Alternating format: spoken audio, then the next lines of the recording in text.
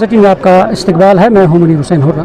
आज हमारे साथ बातचीत करने के लिए MLA बडगाम आगा सईद मुंतज़र मेहदी साहब हमारे साथ मौजूद हैं।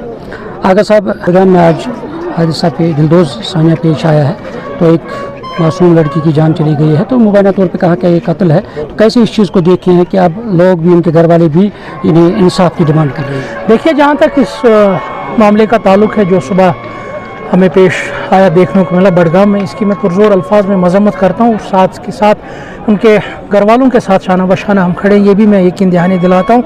और एक काफ़ी एक दिलखराश वाक़ा है कि हमारी बच्चियाँ अब अपने घरों में महफूज नहीं है। कैसे एक दरिंदा आया, उसने हमारी बच्ची को, हमारी छोटी बहन को अगवा किया और सर्राह छोड़ दिया, मैदान में छोड़ दिया। ये दर्शाता है कि हम किस दिशा में जा रहे हैं, हम किस डायरेक्शन में जा रहे हैं। तो मेरी यही डायरेक्शंस थी ज़िला इंतज़ामिया को, चाहे वो सिविल हो या पुलिस हो, कि इसकी तहकीकात की जाए और आने वाले दिनों में ही ये पता लगना चाहिए कि ये दरिंदा कौन है और इसके जो आलाकार है, जो इसके सहूलतकार है, वो कौन है, ताकि वो आवाम के सामने आए और इसको एक इबरतनाक सज़ा मिलनी चाहिए। फांसी से कम मैं मुतालबा नहीं करूँगा, ये बिल्कुल फांसी का मुस्तहक है, ताकि एक डिटरेंस रहे समाज में, हमारे समाज में उन एलिमेंट्स को जो जिनका इतना कॉन्फिडेंट बना है, जिनको इतना अपने आप पर एक भरोसा है कि वो कुछ भी कर सकते हैं, और वो शायद उनको उस चीज़ की सज़ा नहीं मिलेगी। मेरा यही मुतालबा है कि आने वाले दिनों में ये दरिंदा और इसके आलाकार आवाम के सामने होना चाहिए और इनको इबरतनाक सज़ा मिलनी चाहिए। इसमें अब उलमा की भी जिम्मेदारी है, सिविल सोसाइटी की भी जिम्मेदारी है, ताकि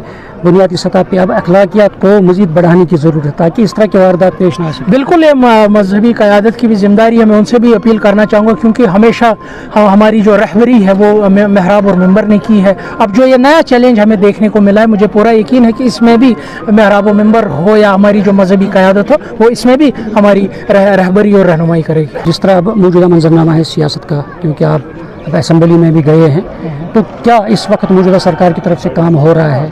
तो क्या पेशरफ्त हो रही है इन्हें जम्मू कश्मीर को दलदल से निकालने के लिए या इसको आगे बढ़ाने के लिए? देखिए, जहाँ तक यहाँ की सियासी सूरत हाल का ताल्लुक़, मैं समझता हूँ वो गैर यकीनी सूरत हाल का शिकार है।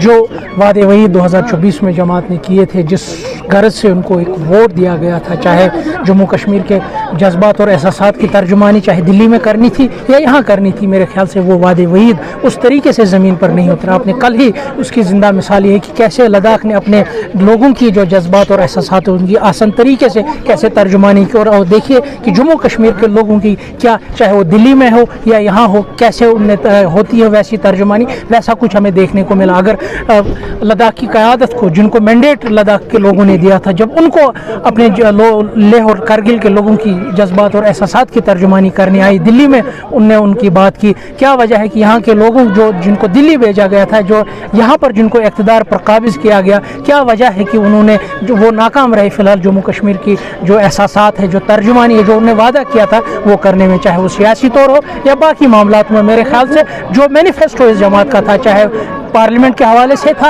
या यहाँ के हवाले से था, ये अपने हर एक वादे पर नाकाम हुए। ये नाकाम हुए हर वो वादा, चाहे वो सियासी वादा था या रोज़मर्रा के मामला, चाहे वो बिजली के हवाले से हो या गैस सिलेंडर्स के हवाले से हो या अनएम्प्लॉयमेंट के हवाले से हो, ये जमात नाकाम रही है वो वादे ज़मीन पर उतारने। कल जिस तरीके से LOP ने भी कहा है कि उमर अब्दुल्ला मिसिंग है, तो हम मिसिंग रिपोर्ट, क्या आप मानते हैं कि उमर अब्दुल्ला ग्राउंड पे मिसिंग है? देखिए, जहाँ तक इसका ताल्लुक़ है, ये उनकी ज़ाती ज़िंदगी है।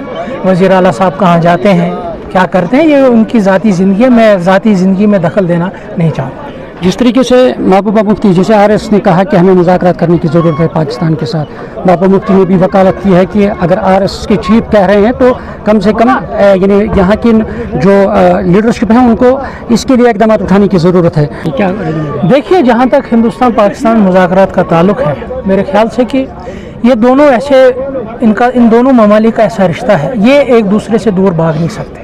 इनको इज्तिमाई तौर खिते की अमन अमान, खिते की तरक्की के लिए टेबल पर बैठना है और अपने जो जितने भी डिफरेंसेस है, चाहे वो मसले कश्मीर हो या बाकी खदशात हो, उनका हल सिर्फ़ और सिर्फ मुज़ाकरात में है। अगर अब आज RSS والوں کو بھی یہ لگتا ہے کہ مذاکرات کے بغیر کوئی حل نہیں ہے. یہ خوشائند ہے کیونکہ جموں کشمیر کا بچہ یہی کہتا تھا کہ آپ کو ڈائلاگ کرنا ہے کشمیر پر, آپ کو مذاکرات کرنے ہیں کشمیر پر, آپ کشمیریوں کی پٹائی نہیں کر سکتے. پٹائی سے یا تذلیل کرنے سے یہ یہاں کی جو پولیٹیکل گریونس ہے وہ حل نہیں ہو سکتی. اگر ہندوستان کو یہاں کی پولیٹیکل گریونس حل کرنی ہے, ان کو مذاکرات پر آنا ہے, چاہے وہ دلی اسلام آباد ڈائلاگ کرنا ہو یا دلی کشمیر ڈائلاگ کرنا ہو. میرے خیال سے اس سے جموں کشمیر کے لوگوں کا یہ اسٹینڈ ریکٹیفائی ہوتا ہے, ریٹریٹ ہوتا ہے کہ مذاکرات کے بغیر اور کوئی چارہ نہیں ہے.